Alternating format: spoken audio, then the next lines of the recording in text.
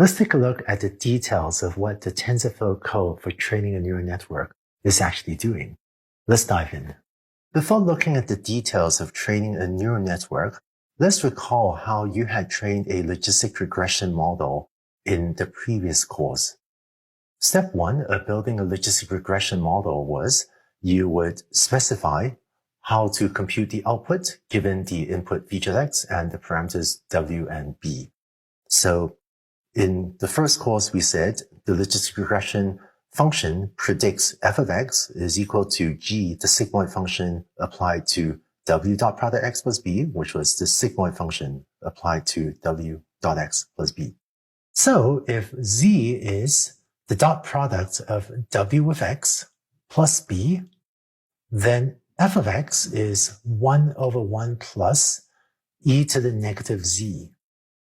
So that was first step. We had to specify what is the input to output function of logistic regression. And that depends on both the input x and the parameters of the model. The second step we had to do to train the logistic regression model was to specify the loss function and also the cost function. So you may recall that the loss function said if logistic regression outputs f of x, and the ground truth label, the actual label in the training set was y, then the loss on that single training example was negative y log f of x minus 1 minus y times log of 1 minus f of x. So this was a measure of how well is logistic regression doing on a single training example x, comma, y. Given this definition of a loss function, we then define the cost function, and the cost function was a function of the parameters w and b, and that was just the average, that is taking an average over all m training examples of the loss function computed on the m training examples x1, y1 through xm, ym.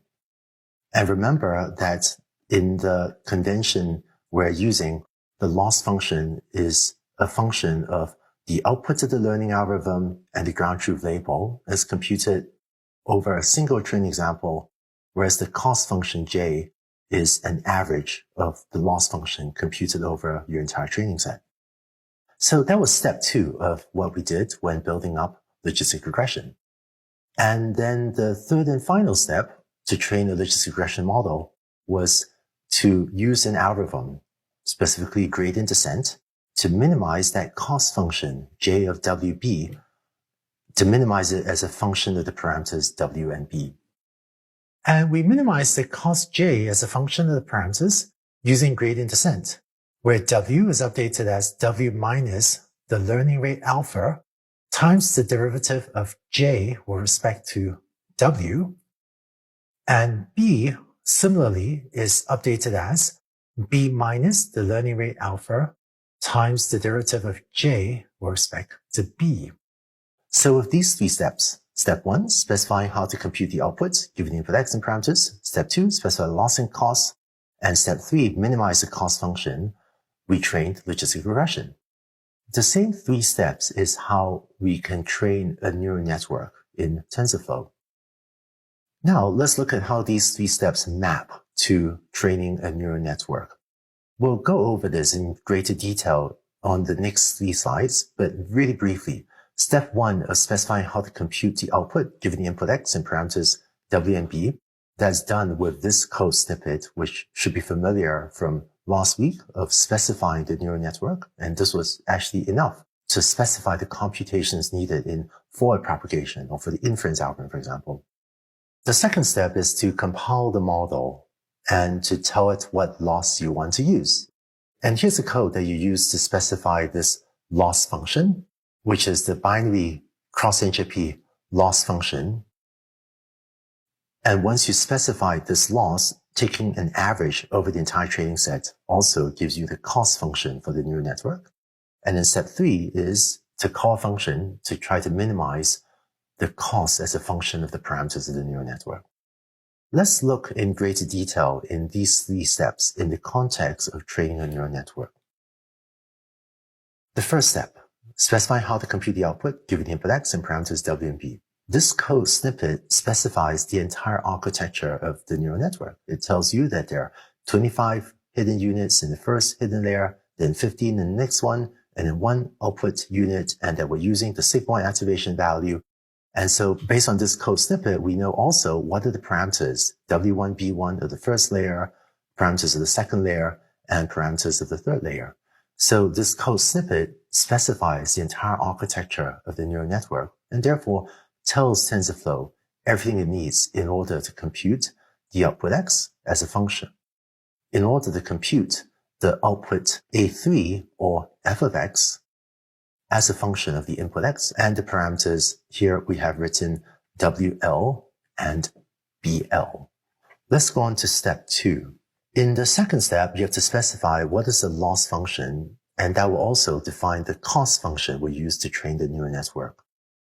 So for the MNIST 0-1 digit classification problem is a binary classification problem, and the most common by far loss function to use is this one. It's actually the same loss function as what we had for logistic regression, is negative y log f of x minus 1 minus y times log 1 minus f of x, where y is the ground truth label, sometimes also called the target label y, and f of x is now the output of the neural network.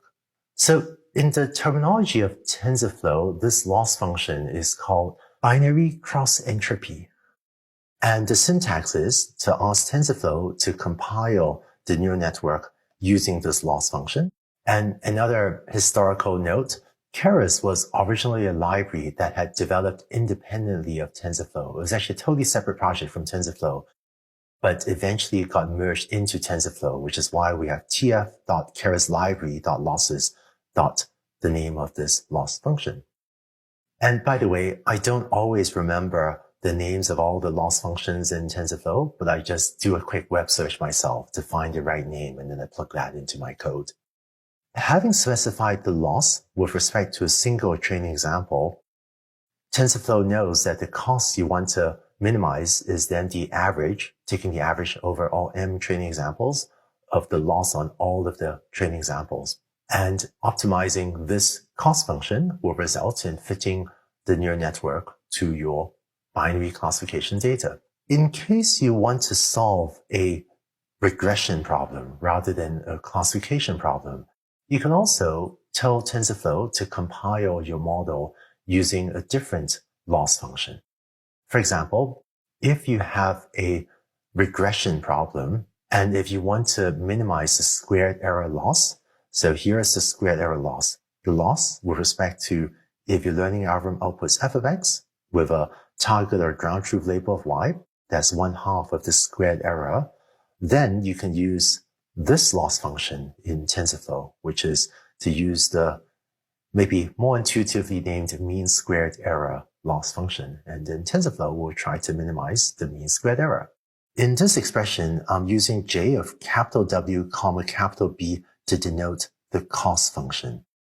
The cost function is a function of all of the parameters in the neural network. So you can think of capital W as including W1, W2, W3, so all the W parameters in the entire neural network, and B as including B1, B2, and B3.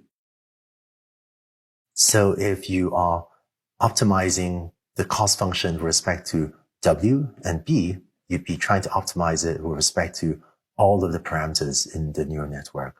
And up on top as well, I had written f of x as the output of the neural network, but if you want, we could also write f of WB if we want to emphasize that the output of the neural network as a function of x depends on all the parameters in all the layers of the neural network. So that's the loss function and the cost function. And in TensorFlow, this is called the binary cross-entropy loss function. Where does that name come from? Well, it turns out in statistics, this function on top is called the cross-entropy loss function. So that's what cross-entropy means. And the word binary just re-emphasizes or points out that this is a binary classification problem because each image is either a 0 or a 1. Finally, you will ask TensorFlow to minimize the cost function. You might remember the gradient descent algorithm from the first course. If you're using gradient descent to train the parameters of a neural network, then you would repeatedly, for every layer L and for every unit J, update WLJ according to WLJ minus the learning rate alpha times the partial derivative with respect to that parameter of the cost function J of WB, and similarly for the parameters B as well. And after doing, say, 100 iterations of gradient descent, hopefully you get to a good value of the parameters. So in order to use gradient descent, the key thing you need to compute is these partial derivative terms. And what TensorFlow does, and in fact what is standard in neural network training, is to use an algorithm called backpropagation in order to compute these partial derivative terms. TensorFlow can do all of these things for you. It implements backpropagation all within this function called fit. So all you have to do is call model.fit xy, that's your training set, and tell it to do so for 100 iterations or 100 epochs. In fact, what you see later is that TensorFlow can use an algorithm that is even a little bit faster than gradient descent, and you see more about that later this week as well. Now, I know that we're relying heavily on the TensorFlow library in order to implement a neural network. One pattern I've seen across multiple ideas is as the technology evolves, libraries become more mature, and most engineers will use libraries rather than implement code from scratch. And there have been many other examples of this in the history of computing. Once, many decades ago, programmers had to implement their own sorting function from scratch. But now sorting libraries are quite mature that you probably call someone else's sorting function rather than implement it yourself, unless you're taking a computing class that asks you to do it as an exercise. And today, if you want to compute the square root of a number, like what is the square root of 7? Well, once programmers had to write their own code to compute this, but now pretty much everyone just calls a library to take square roots, or matrix operations such as multiplying two matrices together. So when deep learning was younger and less mature, many developers, including me, were implementing things from scratch using Python or C++ or some other library. But today, deep learning libraries have matured enough that most developers will use these libraries. And in fact, most commercial implementations of neural networks today use a library like TensorFlow or PyTorch. But as I've mentioned, it's still useful to understand how they work under the hood so that if something unexpected happens, which still does with today's libraries, you have a better chance of knowing how to fix it. Now that you know how to train a basic neural network, also called a multi-layer perceptron, there are some things you can change about the neural network that will make it even more powerful. In the next video, let's take a look at how you can swap in different activation functions as an alternative to the sigmoid activation function we've been using. This will make your neural networks work even much better. So let's go take a look at that in the next video.